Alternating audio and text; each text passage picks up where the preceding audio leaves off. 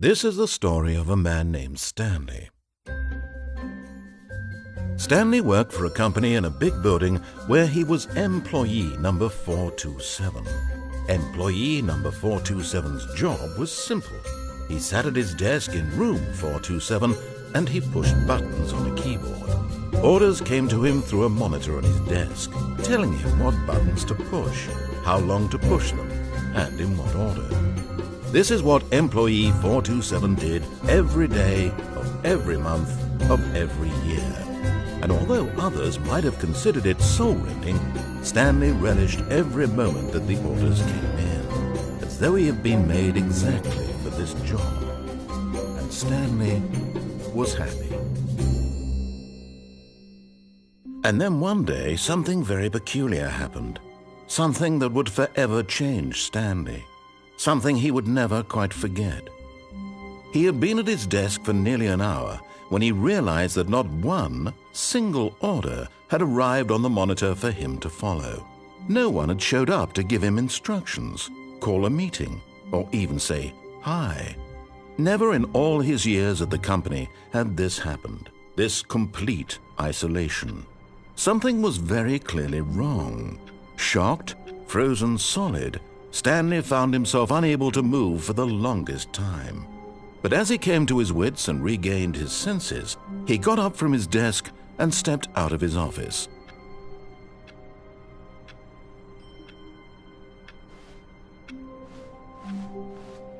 All of his co-workers were gone. What could it mean? Stanley decided to go to the meeting room. Perhaps he had simply missed a memo.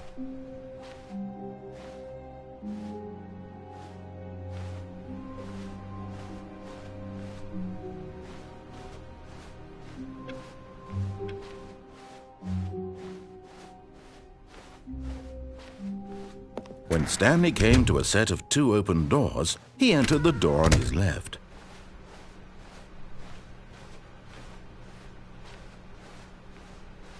Yet there was not a single person here either. Feeling a wave of disbelief, Stanley decided to go up to his boss's office, hoping he might find an. Coming to a staircase, Stanley walked upstairs to his boss's office.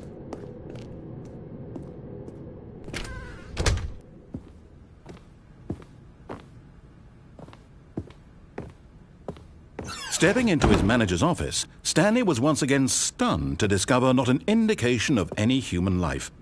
Shocked, unraveled, Stanley wondered in disbelief who orchestrated this, what dark secret was being held from him. What he could not have known was that the keypad behind the boss's desk guarded the terrible truth that his boss had been keeping from him, and so the boss had assigned it an extra secret PIN number, 2845. But of course, Stanley couldn't possibly have known this.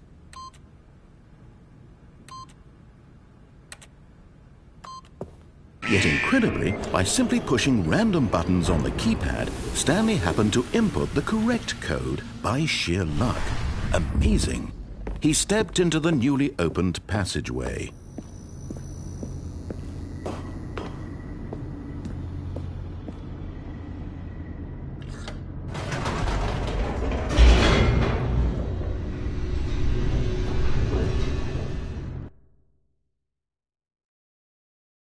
Descending deeper into the building, Stanley realized he felt a bit peculiar. It was a stirring of emotion in his chest, as though he felt more free to think for himself, to question the nature of his job. Why did he feel this now, when for years it had never occurred to him? This question would not go unanswered for long.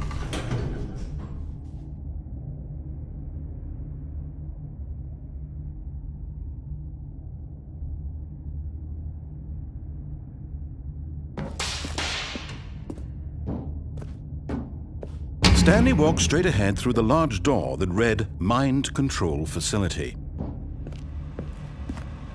Although this passageway had the word Escape written on it, the truth was that at the end of this hall, Stanley would meet his violent death.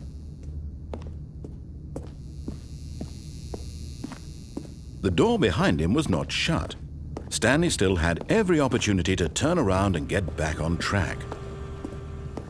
At this point, Stanley was making a conscious, concerted effort to walk forward and willingly confront his death.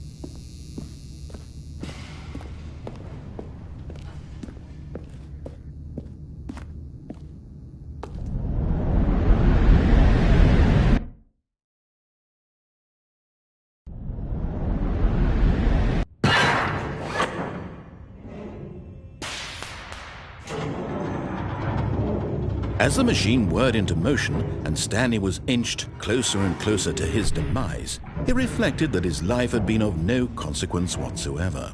Stanley can't see the bigger picture. He doesn't know the real story, trapped forever in his narrow vision of what this world is. Perhaps his death was of no great loss, like plucking the eyeballs from a blind man. And so he resigned and willingly accepted this violent end to his brief and shallow life. Farewell, Stanley.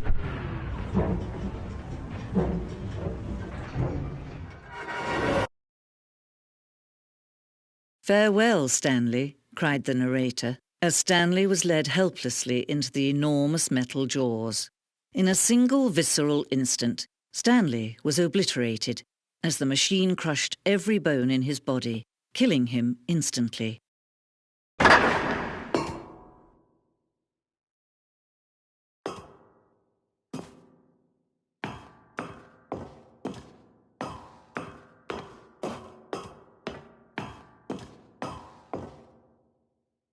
And yet it would be just a few minutes before Stanley would restart the game, back in his office, as alive as ever. What exactly did the narrator think he was going to accomplish? When every path you can walk has been created for you long in advance, death becomes meaningless, making life the same. Do you see now? Do you see that Stanley was already dead from the moment he hit start?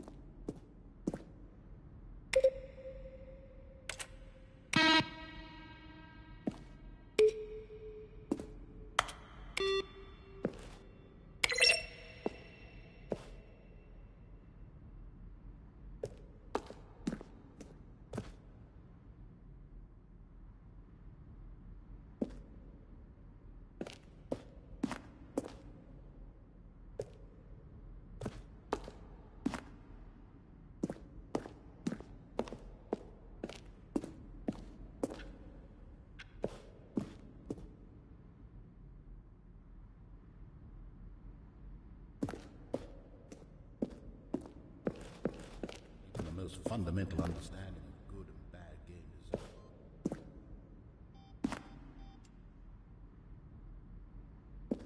I'm just going to make this easy on the button push story. Does that sound plausible to you? Stanley pushed the orange lever.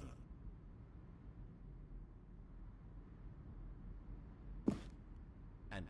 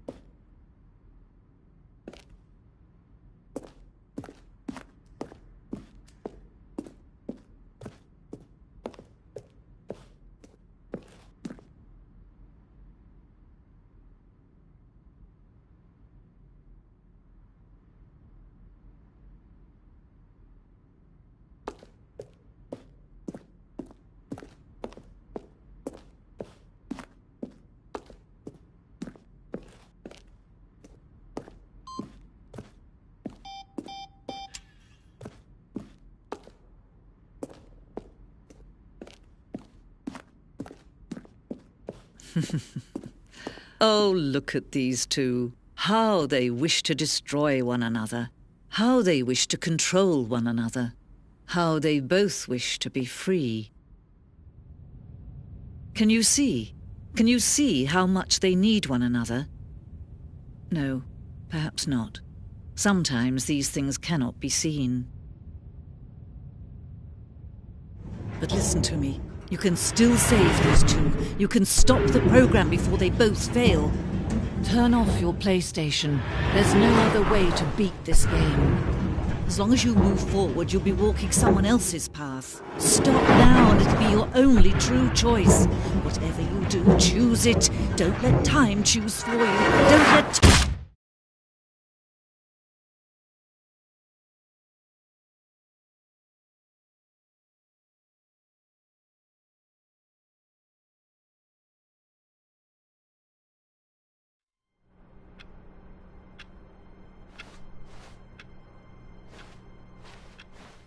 All of his co-workers were gone. What could it mean? Stanley decided to go to the meeting room. Perhaps he had simply missed a memo.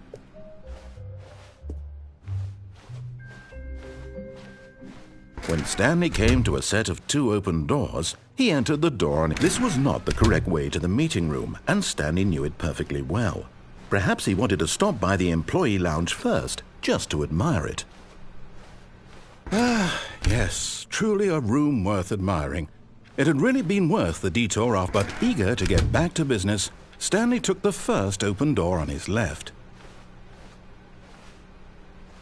And so he detoured through the maintenance section, walked straight ahead to the opposite door, and got back on track.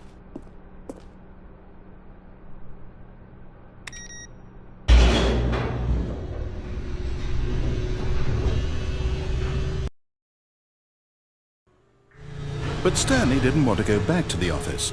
He wanted to wander about and get even further off track. So now in order to get back, he needed to go, from here it's, left.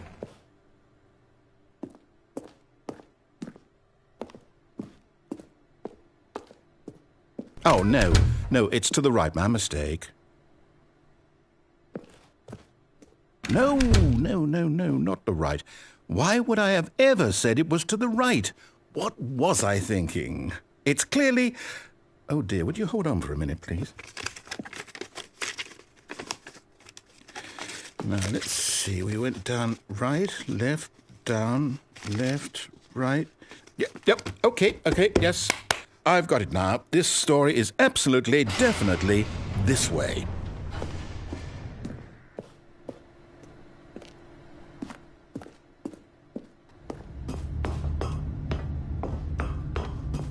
No. This isn't right at all. You're not supposed to be here yet. This is all a spoiler. Quick, Stanley, close your eyes. Okay. We just have to get back to, oh, who am I kidding? It's all rubbish now. The whole story completely unusable. How about, rather than waste my time trying to salvage this nonsense, we'll just restart the game from the beginning. And this time, suppose we don't wander so far off track, Okay, from the top.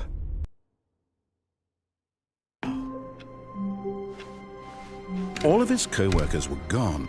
What could it mean? Stanley decided to go to the meeting room. Perhaps he had simply missed a memo.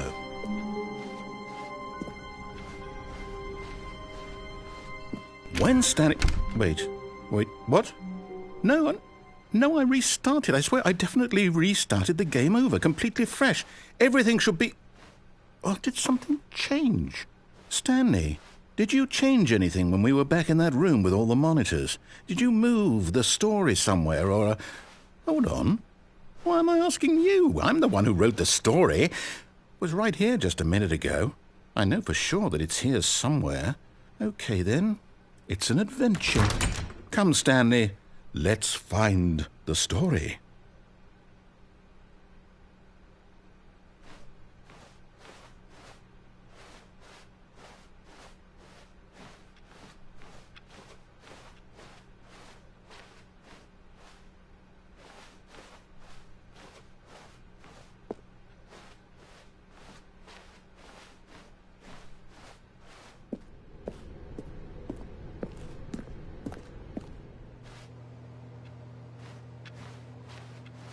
I'll say it. This is the worst adventure I've ever been on. I can promise you there definitely was a story here before. Do we need to restart the game again? Well, I find it unlikely that we'll ever progress by starting over and over again, but it's got to be better than this. Okay, let's give it a shot. Why not?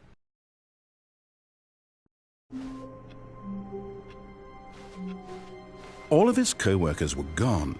What could it mean? Stanley decided to go to the meeting room. Perhaps he had simply missed a memo.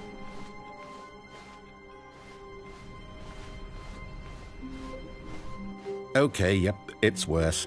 I might be remembering this wrong. It's possible the story is back where we just came from. Why don't we go back the other direction and see if we missed anything?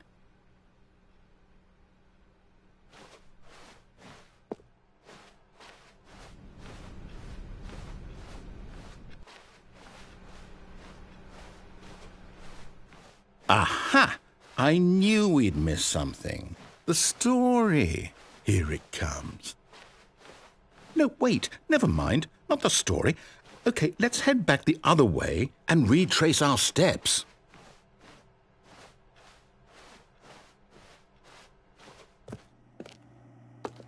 Now this... Well, I'll be honest, I don't recognize this place at all. Is this the story? I don't think so. I can't quite recall, but I believe my story took place in an office building.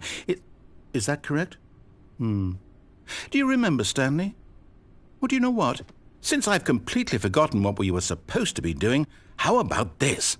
You win! Congratulations! I know you put in a lot of hard work, and it really paid off, so good job. Oh, no. No, I don't feel right about this at all. We both know you didn't put in any actual work for that win. Some people win fair and square, and this was not one of those situations. Okay, I'm getting weirded out by whatever this place is. I don't care what might happen this time. I have to restart. All right, I've got a solution. This time, to make sure we don't get lost, I've employed the help of the Stanley Parable Adventure Line. Just follow the line. How simple is that? You see, the line knows where the story is. It's over in this direction. Onward, Stanley, to destiny. Though, here's a thought. Wouldn't wherever we end up be our destination, even if there's no story there? Or to put it another way, is the story of no destination still a story? Simply by the act of moving forward, are we implying a journey such that a destination is inevitably conjured into being via the very manifestation of the nature of life itself? Whoa. Hang on. That got a bit weird back there. Well, I'd like to apologize. Not sure where I was going with all that. You know what? I think what we need right now is a bit of music to lighten the mood.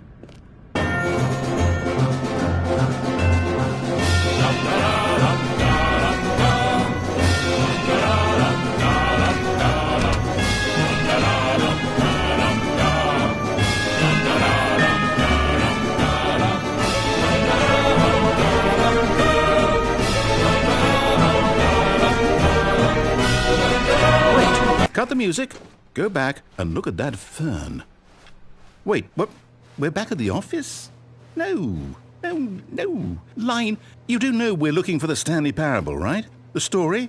Is any of this ringing a bell?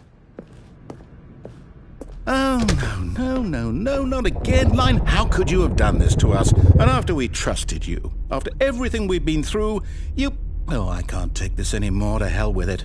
Restart.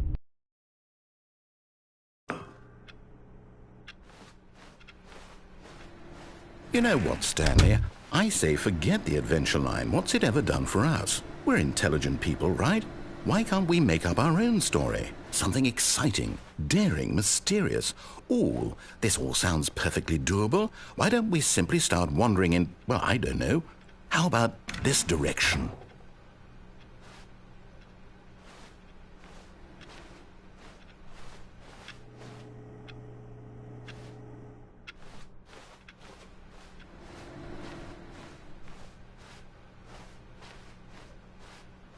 Now, Yes, this is exciting. Just me and Stanley forging a new path, a new story. Well, it could be anything. What do you want our story to be? Go wild. Use your imagination. Whatever it might be, Stanley, I'm ready for it. Oh, no, not you again. Stanley, I'd also like to veto the line from having any role in our awesome new story. No lines or monitor rooms. Just don't acknowledge it, and we should be fine.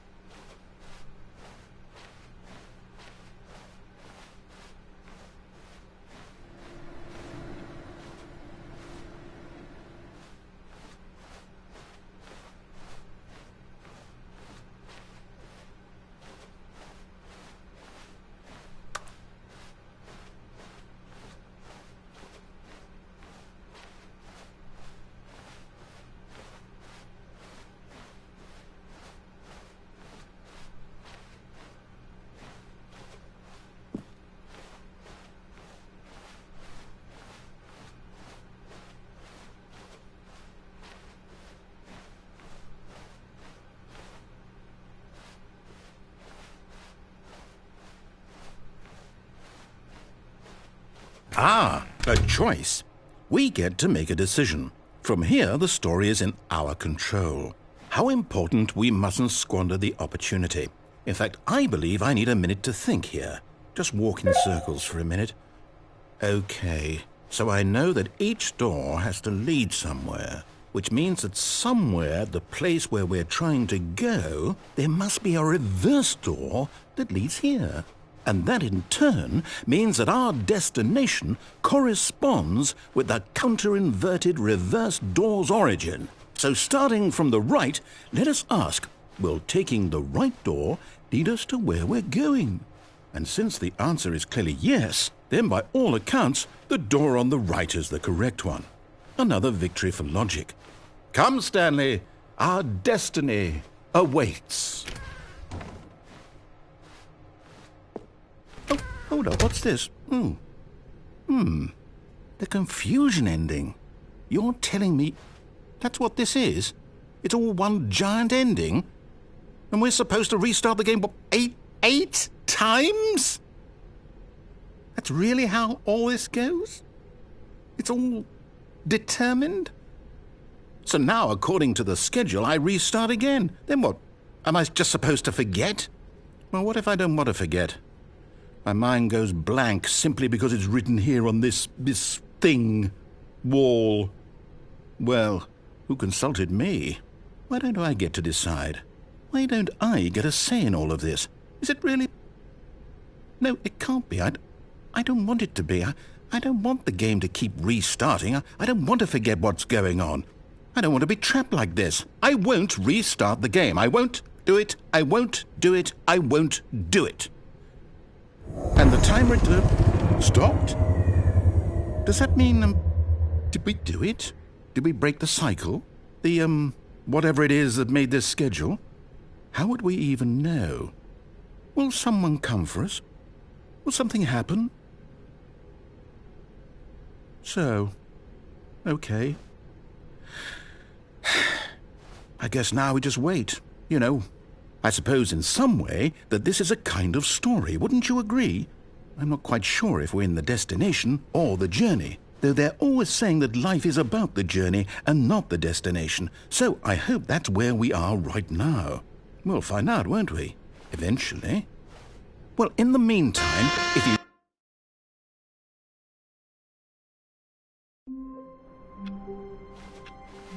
All of his co-workers were gone. What could it mean? Stanley decided to go to the meeting room. Perhaps he had simply missed a memo. Oh, new content? What does that mean, new content?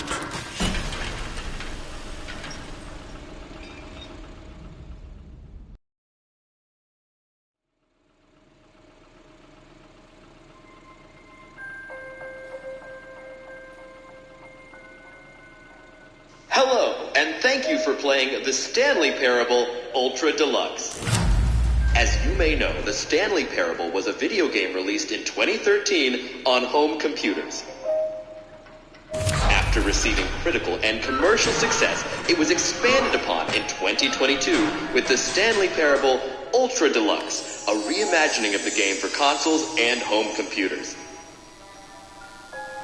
The Stanley Parable Ultra Deluxe features exciting new content that broadens and expands the world of the Stanley Parable, delighting audiences the world over. Please step inside and see what thrilling new adventures await in the Stanley Parable Ultra Deluxe. Oh, well, this sounds delightful. I'm very excited to see the thrilling new Ultra Deluxe content.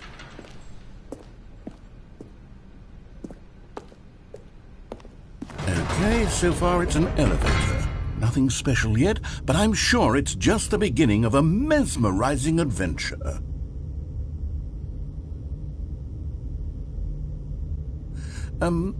Is it broken?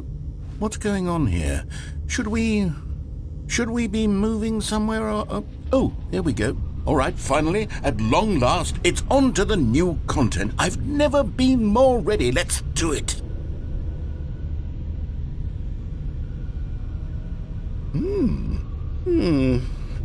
I have to say, initial impressions of Stanley Parable Ultra Deluxe, mostly tedious. It's as if, Oh, okay. Let's see the content. Give me the content, Stanley. All right, let's see. It's the jump circle.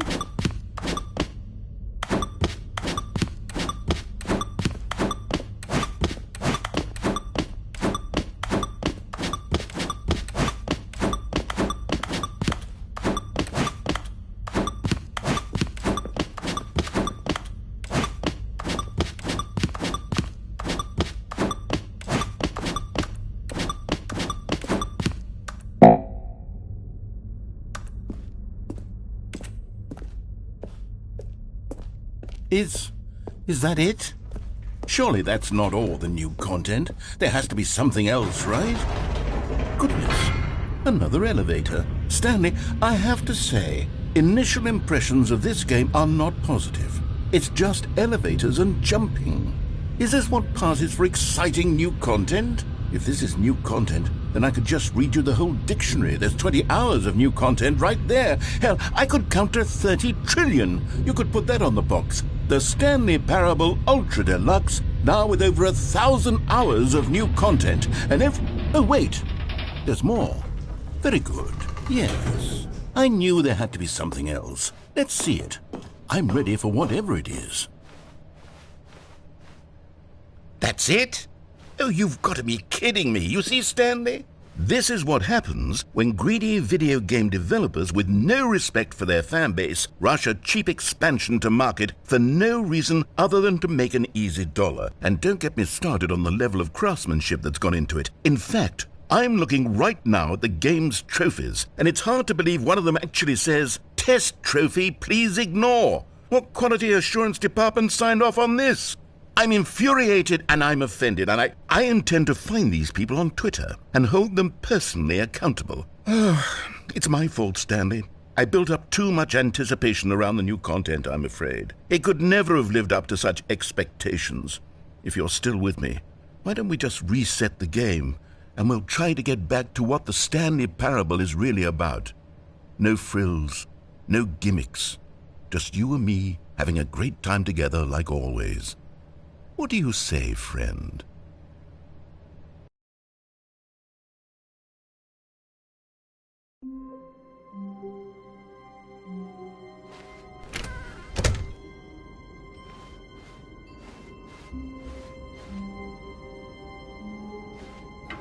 Psst!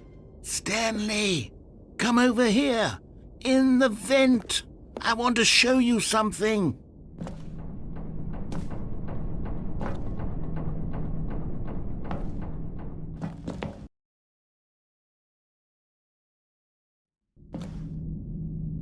Okay, you remember how cheap and unsatisfying the new Ultra Deluxe content turned out to be? Well, it got me thinking about the past and how much better the Stanley Parable used to be.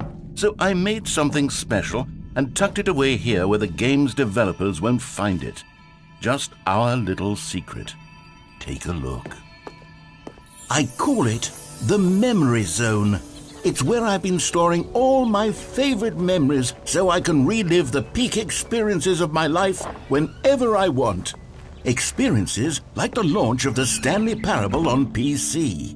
You see, Stanley, doesn't the Memory Zone remind you of how wonderful Stanley Parable was before it was sullied with a cheap PlayStation port? Remember back in October of 2013 when the game originally launched? Back then, video games had integrity. Back then, it all meant something. Oh, the waste.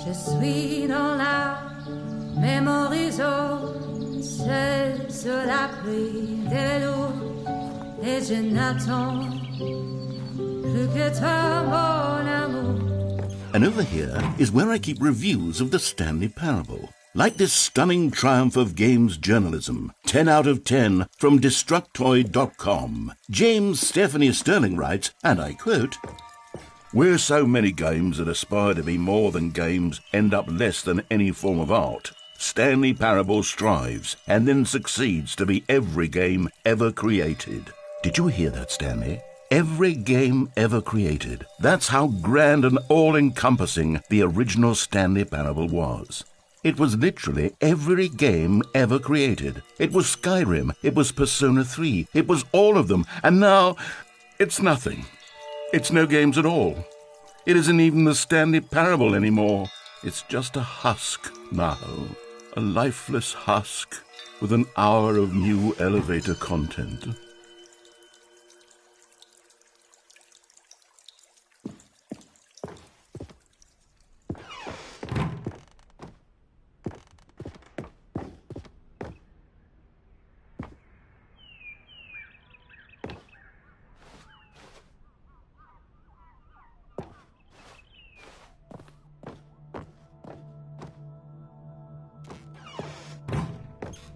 Here's another moving passage, this time from GameSpot.com. The Stanley Parable is both a richly stimulating commentary on the nature of choice in games and one that offers some of the most enjoyable, surprising, and rewarding choices I've ever been confronted with in a game. 9 out of 10. Don't you get it, Stanley? The game was perfect. It didn't need anything else. It didn't need new content. All they had to do was transport it in pristine condition along to the PlayStation, boom, done. And they couldn't even do that. Couldn't resist the urge to go meddling with a beloved franchise.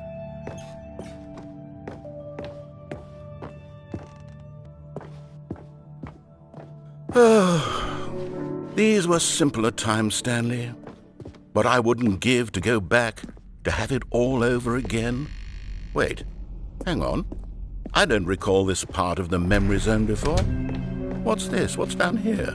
Oh no, oh God, no, Stanley. It's a collection of reviews from Pressurized Gas, the extremely popular online storefront for computer games. I haven't looked at these in years. I can't even imagine what's been collecting down here. Surely these reviews were glowing as well, weren't they? Honestly, I could not be bothered to play this game to full completion. The narrator is obnoxious and unfunny, with his humour and dialogue proving to be more irritating than entertaining. Unfunny! I'm not trying to be funny. I'm trying to make a serious work of art.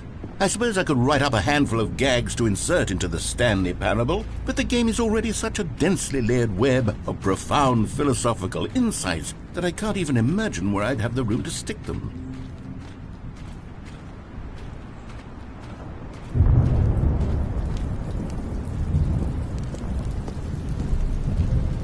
Okay, let's see what this one says.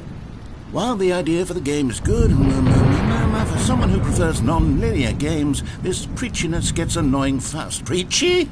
Stanley? I'm not preachy, am I? You can tell me if I'm preachy. Honestly, you can. Oh, goodness. This is actually quite shocking for me. Well, to be honest, I had always thought of the game's dialogue as being rather terse to begin with. You can't know how much fluff I cut from the game to get it to feel as light and airy as it... Well, I always thought it did. But maybe it wasn't. Dear, what an awful memory to have to hold on to. These black marks on my otherwise unimpeachable track record. I feel like a failure. Like I let these people down. Perhaps the Stanley parable isn't quite as sterling as I always remembered. What's this one got to say? You constantly have to stop doing anything so the narrator can catch up with his long-winded explanations of what's happening. I wish there was a skip button. A skip button? Well, yes. Yes, I think we can do that. If I'm truly too preachy, then maybe letting you skip ahead for just a moment, surely it couldn't hurt. Not if it means we can strike these negative reviews from the record. Only positive reviews of the Stanley parable. That's my motto today, and it's always been my motto. I'd do anything for the customer, Stanley. Yes, a skip button we shall have. And here it is. Go ahead and give it a shot. I'll pop you forward in time so that the... Oh, you're back, you see. You were only frozen in time for a few minutes, but it was plenty of time for me to deliver a long, rambling monologue full of unnecessary verbal flourishes and lengthy ruminations on the nature of choice in video games. Of course, I happen to believe it was perhaps one of my more profound such ruminations. Not that, of course, you need a description of it, but if I had to describe it, I'd say it was perhaps less of a rumination and more of a treatise. Or maybe a manifesto. Look, I'll outline it for you very briefly, and you can tell me what you think. Okay, so my theory is that any choice you've ever made is simply a series of choices made by the person who you are, or were, or will be at the time of having made said choice. That is to say, if by articulating a choice you've already made, you bring that choice into being, then by making no choice and saying nothing, are you not simply erecting in the sanctuary of time a monument to every person you've ever been, making every choice to which you've ever given your great gift of mortal and yet timeless thought? Or rather, do all of the choices you've ever made, in fact, make you more not this kind of person, and in fact do the very opposite? You see, it could in fact be both of these things at once. That you are both making choices and not making choices, and that they are both affecting you and not affecting you at the same time by virtue of the fact that you both are and are not making them. Okay, at first I was leaning towards manifesto, but now I'm going to circle around and slap the treatise label on this one. Well there, sport. You really did catch me rambling on a bit, didn't you? But that's the power of the button. The minute I start to go off on a thoughtless display of self-absorption, it's right at your fingertips to go poof, and it's all over. I can't wait to see what Cookie 9 will say about this, and whether they'll edit the rating of their pressurized gas review, or at least change some of the wording, perhaps. Okay, welcome back, Stanley. Now, I should say that the amount of time the button has been skipping through is becoming longer and longer. That last one was, well, I want to say maybe 30, 45 minutes? Stanley, please don't push the button again. It's been 12 hours. You've just been frozen there. I don't know why the skips are getting longer, but they're really... Oh, Stanley, you're back. You're back. Oh, my goodness. I have someone to talk to again. Stanley, I think it's been a week. Or 2 weeks. I've been sitting here all that time, just sitting here, not a single person to speak. Oh, hello, it's you. You're here again. Welcome. I have had time to think about you and about us and about everything we've been through. I've had so much time. I stopped keeping track after a year. Have you ever sat down in one place and not moved for one entire year?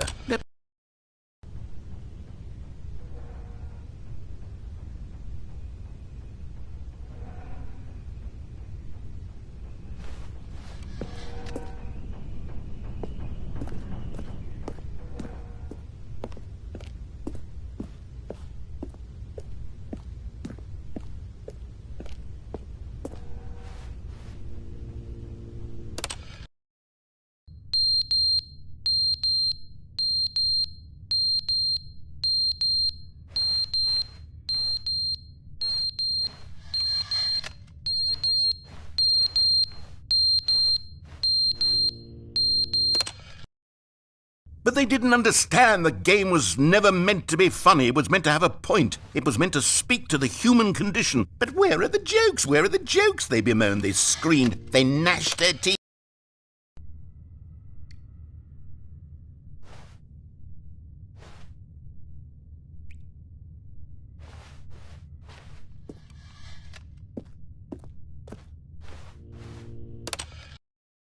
The end is never the end, is never the end, is never the end, is never the end, is never the end, is never the end, is never the end, is never the end, is never the end, is never the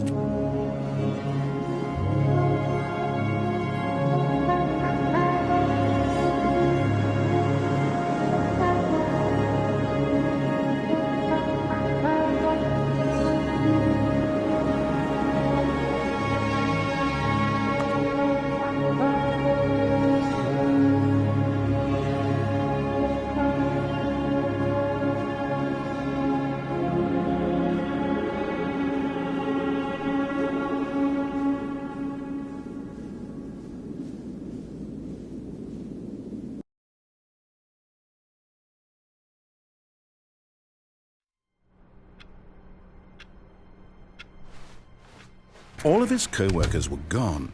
What could it mean? Stanley decided to go to the meeting room. Perhaps he had simply missed a memo.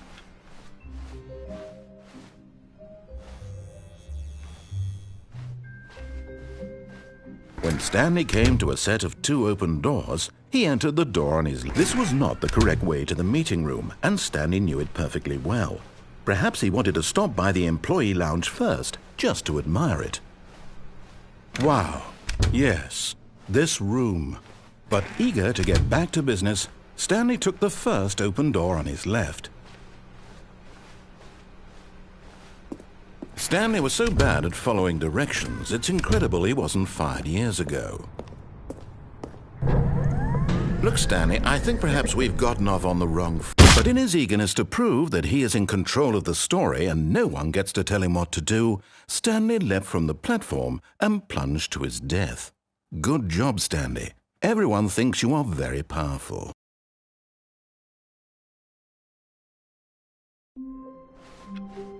Stanley knew the office layout like the back of his hand. It was only a matter of time before he found the others, wherever they were. Just a matter of time. Oh, good. You noticed my sign. Yes, I have something very exciting to show you.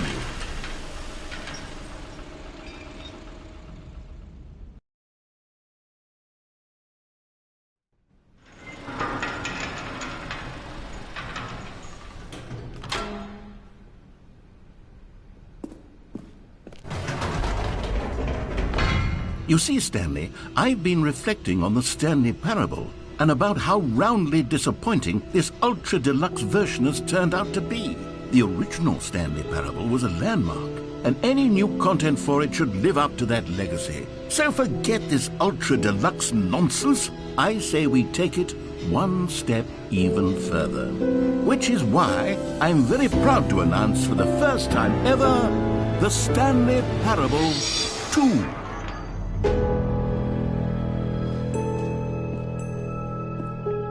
Yes, you see, isn't this far superior to a measly port with a few minor additions? Think of all the new territory we'll cover with a fully fledged sequel. An entirely new experience, built from the ground up. Why, there are so many possibilities. It could go in so many different directions.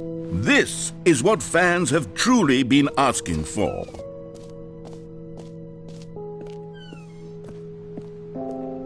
Calling it the Stanley Parable 2 is just so much catchier than Ultra Deluxe, don't you think? Ultra Deluxe? What does it even mean? But the Stanley Parable 2, now that's an artistic statement right there. It's future-oriented. It screams progress and innovation and long-term franchising potential. Now, to be clear, I haven't quite nailed down what exactly the Stanley Parable 2 is going to be, but let's take a look at some of the features I've been developing for it.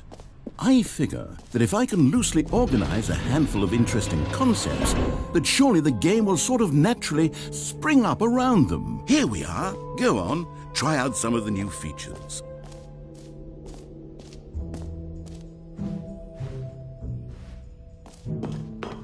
An epilogue would be fun, wouldn't it, Stanley? Yes, it will go at the end of the, well, we'll figure that out later.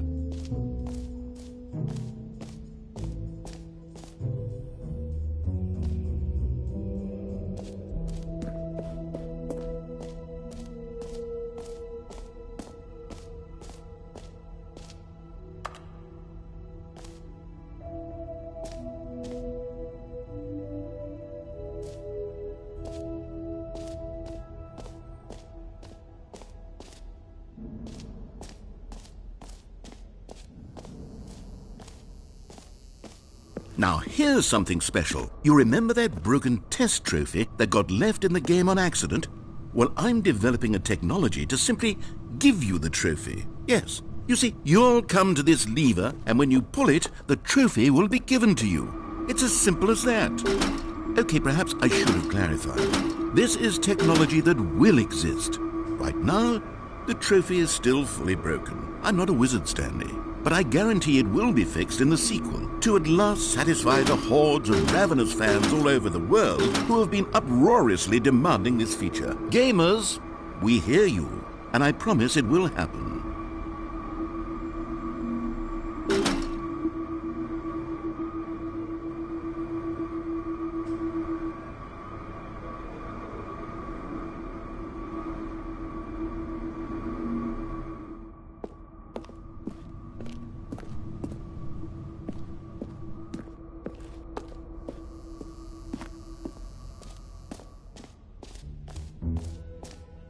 What else? What other exhibits haven't we seen yet?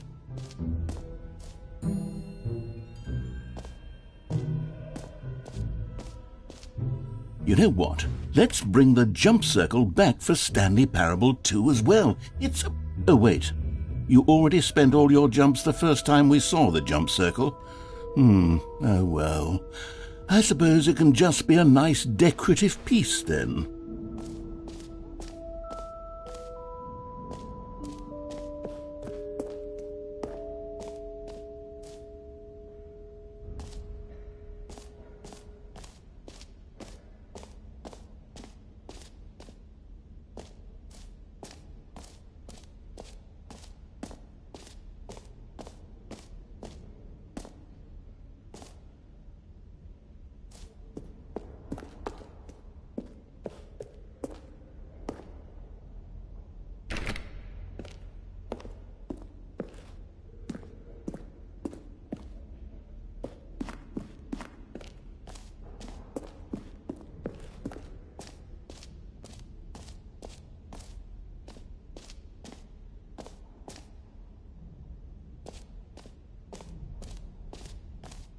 Okay, I'll be honest, I haven't yet decided on this one. I think that in the new version, the office could use a bit of decoration, like balloons. But I'm undecided on Get Well Someday and Happy 12th Birthday. Which would you go with? You know, sometimes when you solicit another person's opinion, it makes you realize that you knew which one you actually really wanted all along. Happy 12th Birthday, step-niece, it is.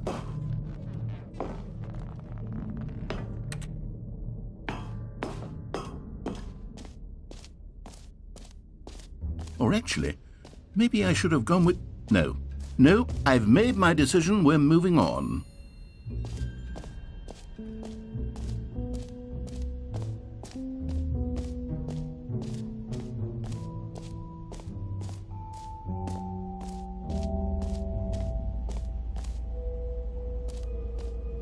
Stanley, here's an idea that I'm truly fond of. It's never been done before in a video game. This is, in fact, a hole that you can fall down forever. That's right. Infinite falling. You can fall until the end of time, if you like. A stunning leap forward for video games as a medium. You see, isn't it wonderful?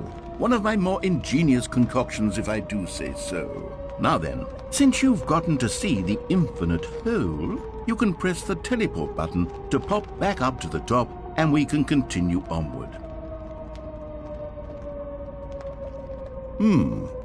Now, I don't mean to be a bummer, but I do recommend you use the teleport button to go back to the top.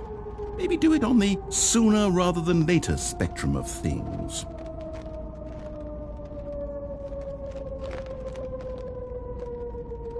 Okay, Stanley, I don't know quite how to say this tactfully, but it's possible that I slightly exaggerated the infinite nature of the hole. Is it a very, very deep hole? To be certain it is. It's an extremely deep hole. I don't want anyone to say that it isn't an astonishingly deep hole. It is. Is it infinite? Well, that sort of depends on your definition of infinity. From one perspective, the infinite is merely philosophical in nature. It's more of a... Okay, well, good for you. You found the bottom of the hole. You found me out, Stanley. I'm a liar and a cheat, and you're so clever. Look, I think the issue here is just that you're unusually fascinated by falling. What normal person actually wants to fall infinitely?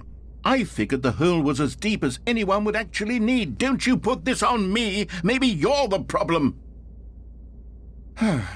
Look, things got a little heated there. I think we both said some things we didn't mean. Why don't we just put all this behind us and agree to just call the hole mostly infinite? If that works for you, then go ahead and press the teleport button to warp up to the top of the hole and we can move on. I'll just be up here when you're ready. Great! Now, I'm very excited to show you even more of my ideas for the sequel.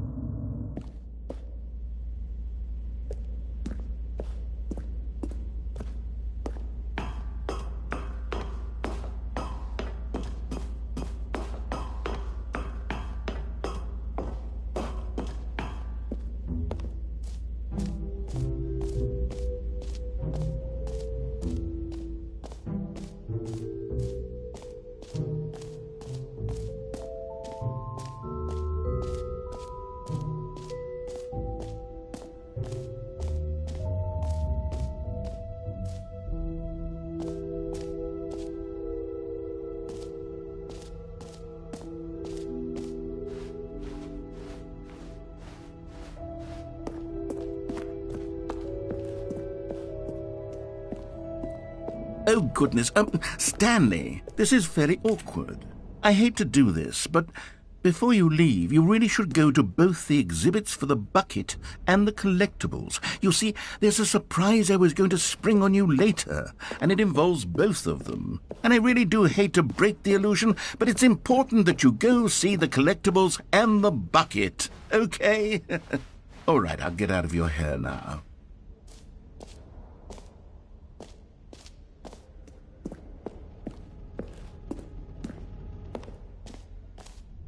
Ah, collectibles.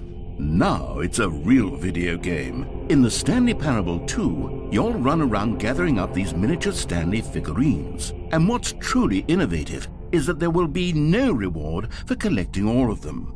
I don't want to stifle the intrinsic joy of watching a number go up. You simply collect all of them, and then you move the hell on with your unremarkable life.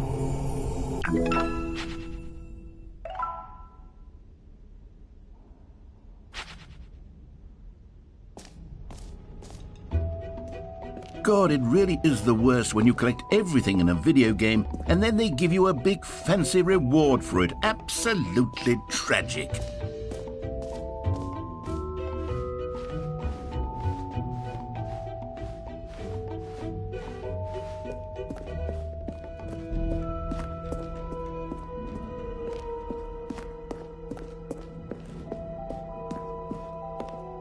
No? You're just going to ignore my advice? Fine. No fun new content for you, then. You're the one who spent money on this game. So, Stanley, what do you think? Do you like all of the new features? Yes, I know it's not exactly clear yet how exactly these features will come together as one single coherent video game, but I can feel it in my soul. It's going to work. There's definitely a good game in there somewhere. Say, let's do an experiment. I'll arrange these new features together, and we'll see whether or not it coheres into a meaningful gameplay experience. Okay. Are you ready? Here it is. I give you the Stanley Parable 2.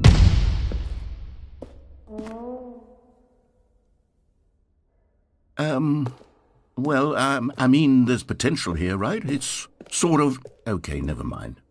Hold on. Let me do a different arrangement. Okay, yes, this is much better. I feel good about this. Here we go. Version 2.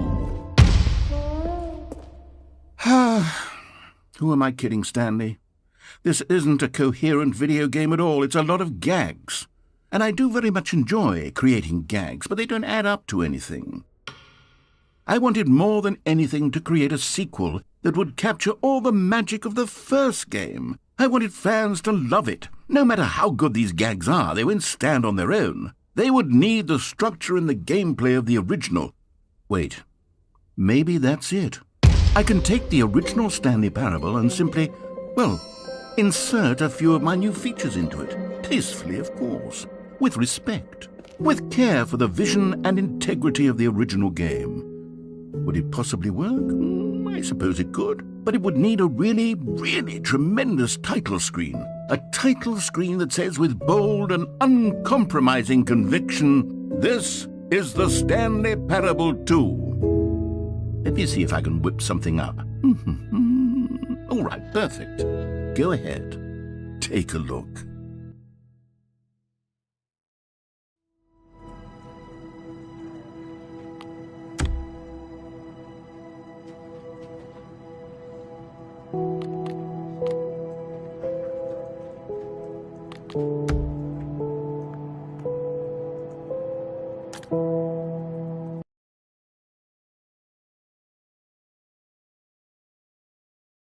This is the story of a man named Stanley.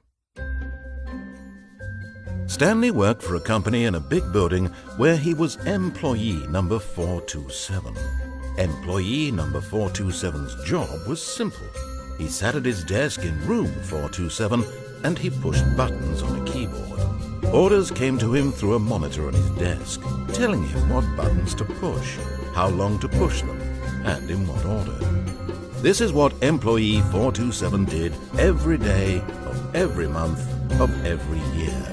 and although others might have considered it soul-rending, Stanley relished every moment that the orders came in, as though he had been made exactly for this job. And Stanley was happy.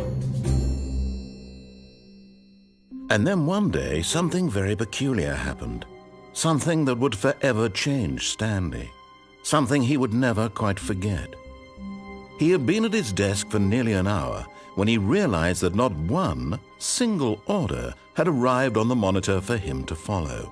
No one had showed up to give him instructions, call a meeting, or even say hi. Never in all his years at the company had this happened, this complete isolation. Something was very clearly wrong. Shocked, frozen solid, Stanley found himself unable to move for the longest time. But as he came to his wits and regained his senses, he got up from his desk and stepped out of his office. All of his co-workers were gone. What could it mean? Stanley decided to go to the meeting room. Perhaps he had simply missed a memo.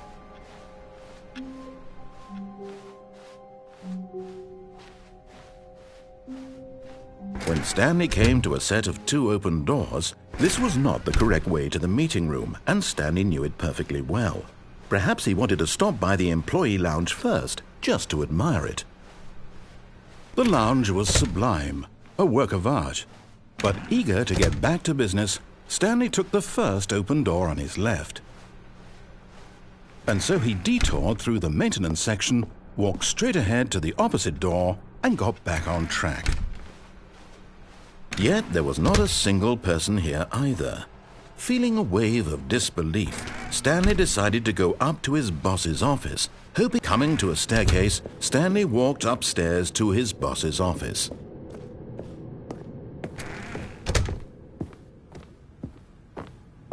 Stepping into his manager's office, Stanley was once again stunned to discover not an indication of any human life. What could it mean? Stanley wondered aloud to nobody. He began wildly tearing through papers on the boss's desk, pulling books off the shelf, looking behind paintings, desperate for clues to his situation. But his attention was caught by a keypad behind the boss's desk. What could its purpose be? In fact, this keypad guarded the terrible secret that lay buried below his feet. And so the boss had assigned it an extra secret PIN number, 2845. But of course, Stanley couldn't possibly have known this. Yet incredibly, by simply pushing random buttons on the keypad, Stanley happened to input the correct code by sheer luck. Amazing! He stepped into the newly opened passageway. You found one of them. One of the miniature Stanley figurines. Remember, no reward for collecting all of these, only the intrinsic pleasure of a job well done. You can't buy that sort of happiness, Stanley. God knows I've tried. So, I implore you to savor each and every moment you come across one of these beautiful figurines.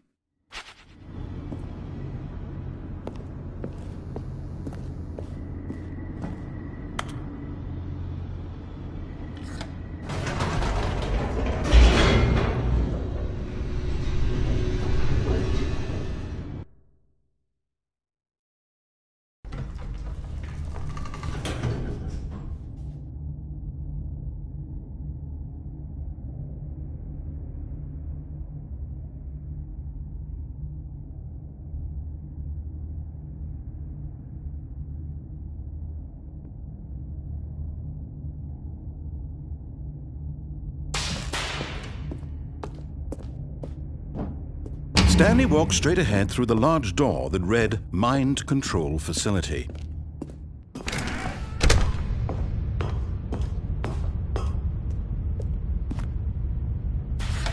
The lights rose on an enormous room packed with television screens. What horrible secret did this place hold? Stanley thought to himself. Did he have the strength to find out?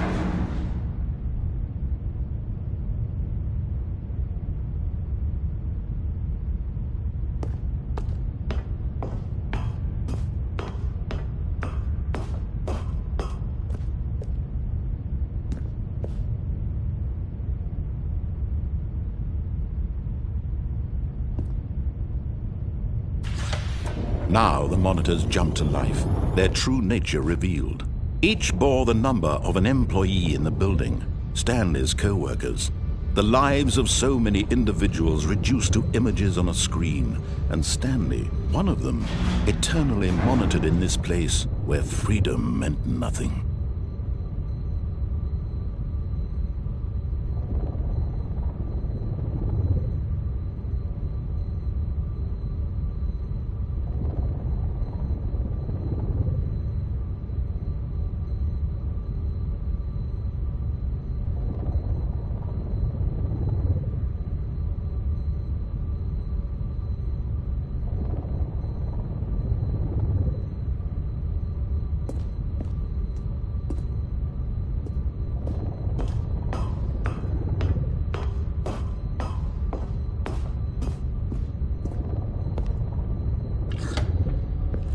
This mind control facility, it was too horrible to believe. It couldn't be true.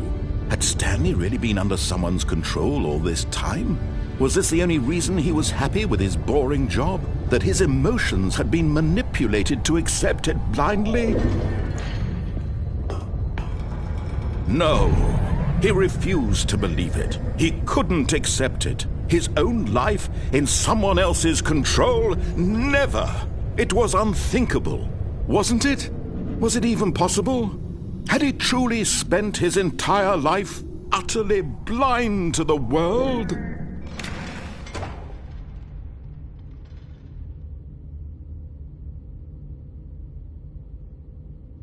But here was the proof, the heart of the operation. Controls labeled with emotions, happy or sad or content, walking, eating, working, all of it monitored and commanded from this very place. And as the cold reality of his past began to sink in, Stanley decided that this machinery would never again exert its terrible power over another human life. For he would dismantle the controls once and for all.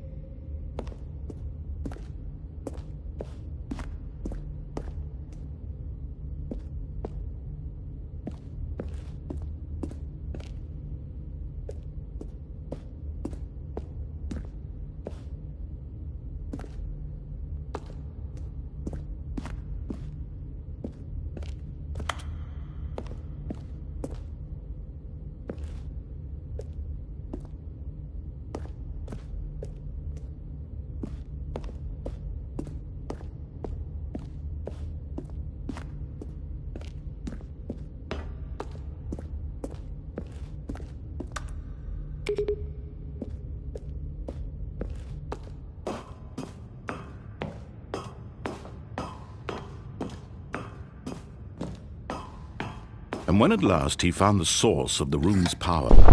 Oh, Stanley, you didn't just activate the controls, did you? After they kept you enslaved all these years, you go and you try to take control of the machine for yourself? Is that what you wanted? Control? Oh, Stanley, I applaud your effort, I really do. But you need to understand, there's only so much that machine can do. You were supposed to let it go, turn the controls off, and leave. If you want to throw my story off track, you're going to have to do much better than that. I'm afraid you don't have nearly the power you think you do. For example, and I believe you'll find this pertinent, Stanley suddenly realized he had just initiated the network's emergency detonation system. In the event that this machine is activated without proper DNA identification, nuclear detonators are said to explode, eliminating the entire complex. How long until detonation then? Let's say, 2 minutes. Now this is making things a little more fun, isn't it, Stanley? It's your time to shine. You are the star. It's your story now. Shape it to your heart's desires. Oh, this is much better than what I had in mind. What a shame we have so little time left to enjoy it. Mere moments until the bomb goes off. But what precious moments each one of them is. More time to talk about you, about me, where we're going, what all this means. I barely know where to start. What's that? You'd like to know where your co-workers are? A moment of solace before you're obliterated? All right, I'm in a good mood. You're going to die anyway. I'll tell you exactly what happened to them. I erased them. I turned off the machine. I set you free. Of course, that was merely in this instance of the story. Sometimes when I tell it, I simply let you sit there in your office forever, pushing buttons endlessly and then dying alone. Other times, I let the office sink into the ground, swallowing everyone inside, or I let it burn to a crisp. I have to say this, though, this version of events has been rather amusing. Watching you try to make sense of everything and take back the control wrested away from you, it's quite rich. I almost hate to see it go. But I'm sure whatever I come up with on the next go-around will be even better. My goodness, only 34 seconds left. But I'm enjoying this so much.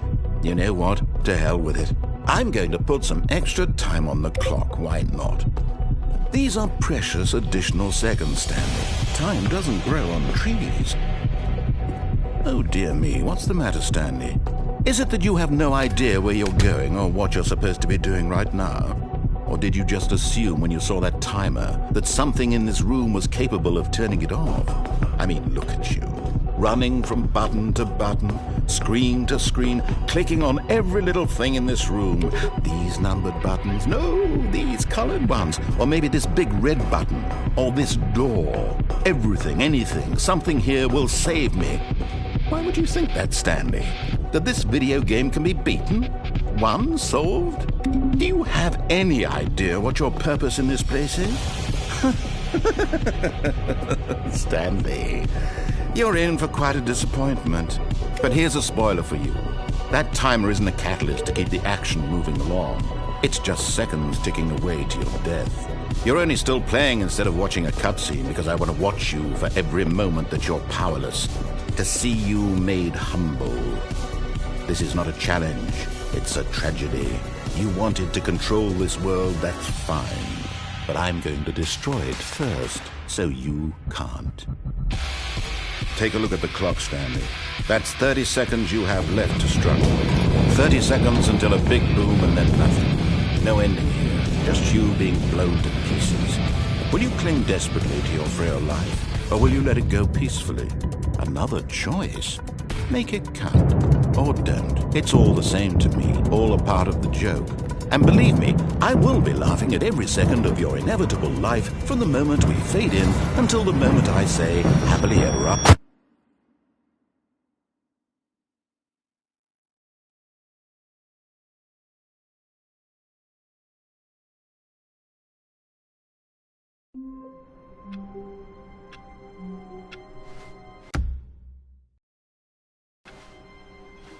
Someone was following Stanley. He was sure of it. If he checked over his shoulder now, he would surely catch them. It was only a matter of time.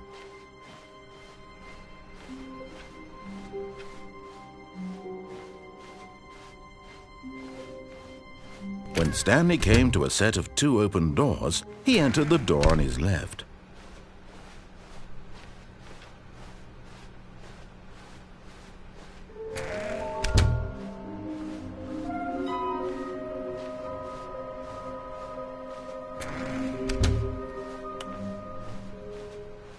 Coming to a staircase, Stanley walked upstairs to his boss's office.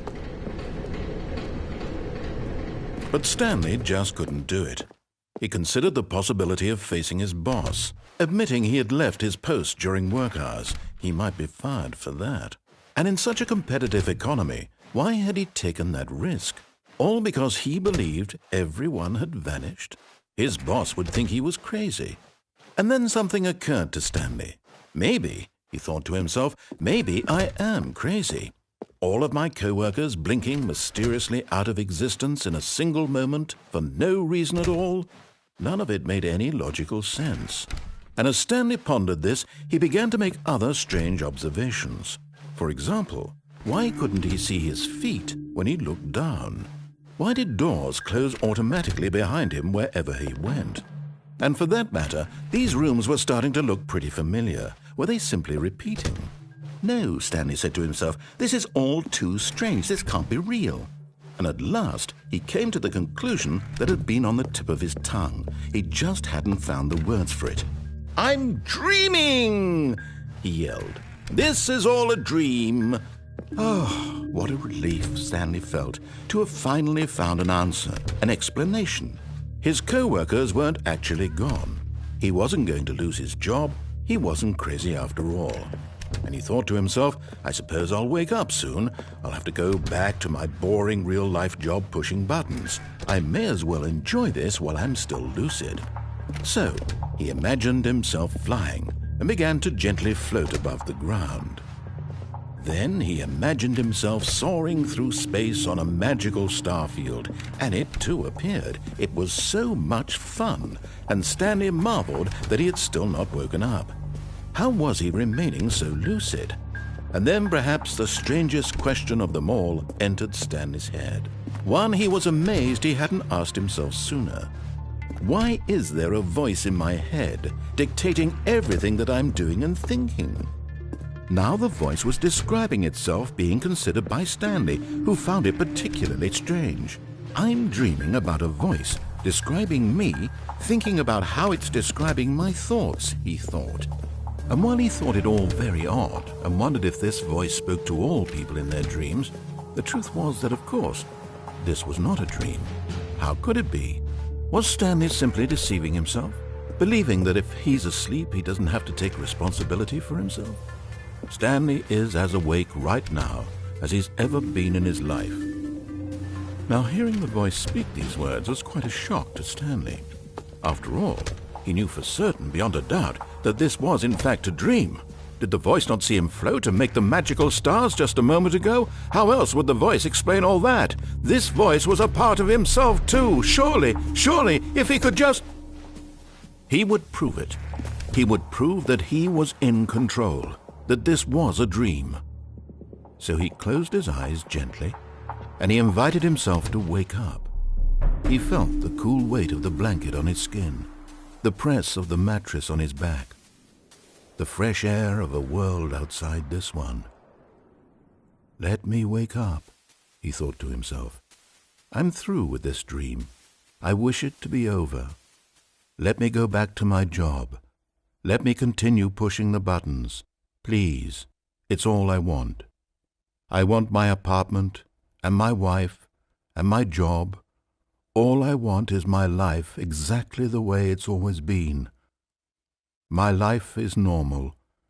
I am normal. Everything will be fine.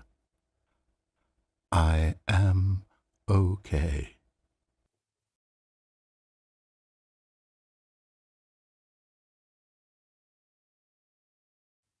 Stanley began screaming.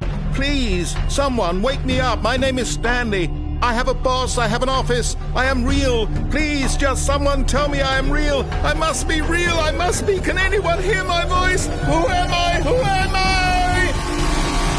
And everything went black.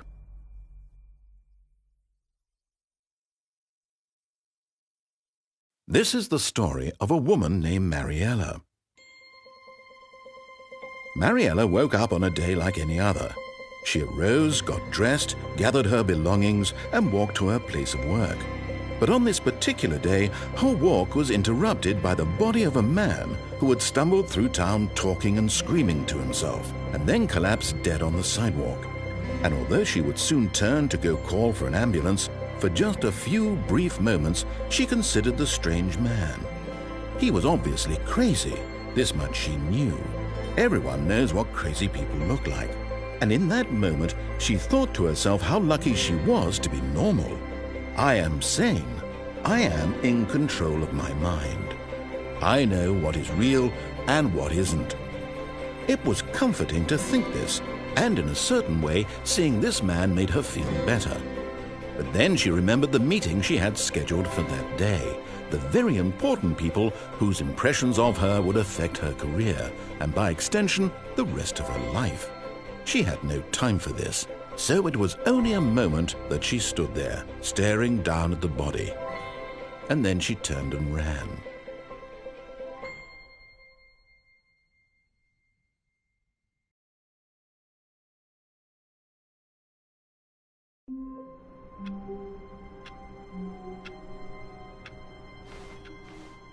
All of his co-workers were gone. What could it mean? Stanley decided to go to the meeting room. Perhaps he had simply missed a memo.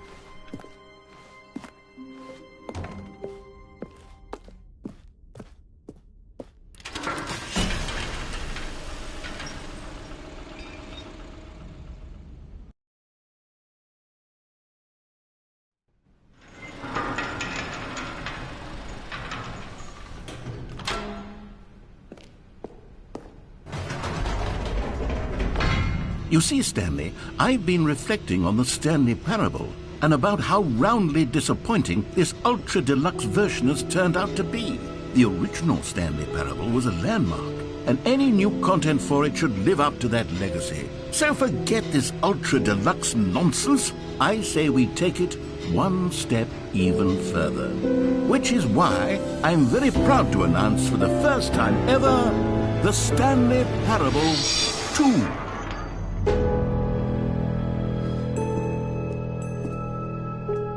Yes, you see, isn't this far superior to a measly port with a few minor additions? Think of all the new territory we'll cover with a fully fledged sequel, an entirely new experience, built from the ground up. Why, there are so many possibilities. It could go in so many different directions. This is what fans have truly been asking for. Now, to be clear, I haven't quite nailed down what exactly the Stanley Parable 2 is going to be, but let's take a look at some of the features I've been developing for it. I figure that if I can loosely organize a handful of interesting concepts, that surely the game will sort of naturally spring up around them. It'll all work itself out. Here we are. Go on, try out some of the new features.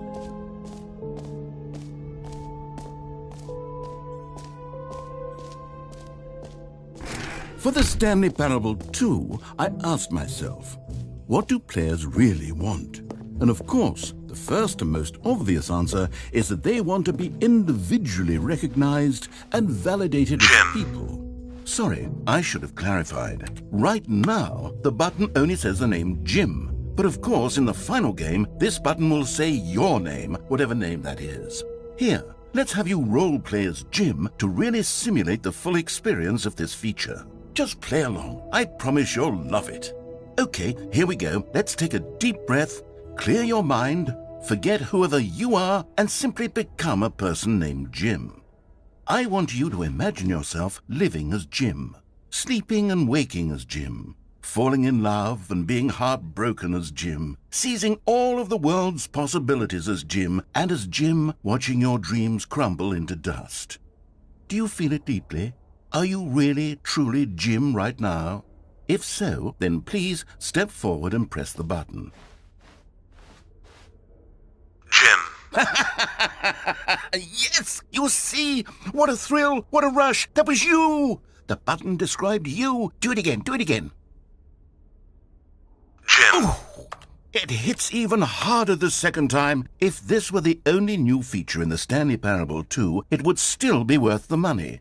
Let's take a break from the Jim button. I'm too emotionally drained from all of this personal validation. Jim. Whoa there, cowboy. Sometimes a person can be too much Jim. I'm putting the Jim button away. Otherwise, soon you'll start to lose all sense of who you actually are.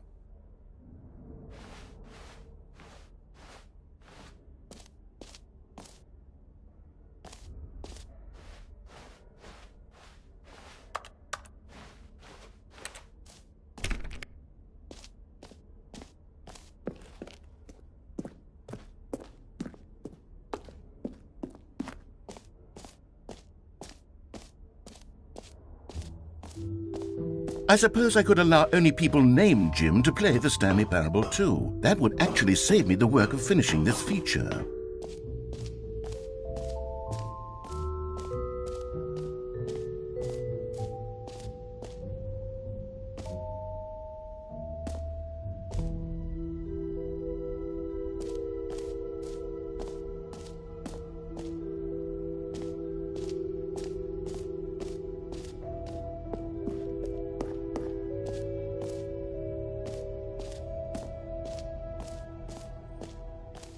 Okay, I'll be honest, I haven't yet decided on this one.